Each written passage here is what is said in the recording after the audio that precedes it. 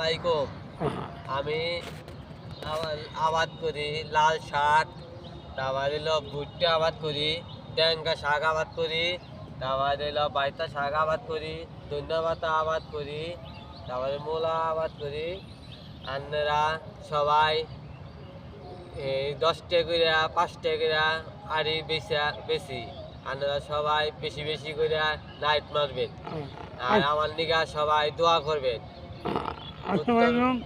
আমরা আলোচনার জন্য অনুষ্ঠান অনেক ভালো মানুষ নাই নাই আমার আমদানি আমি হাতি থানা 4 নম্বর ওয়ার্ড মিষ্টি কান্না মিষ্টি আমরা অনেক আলোচনার জন্য অনুষ্ঠান দেশরা কাজ করা হয়।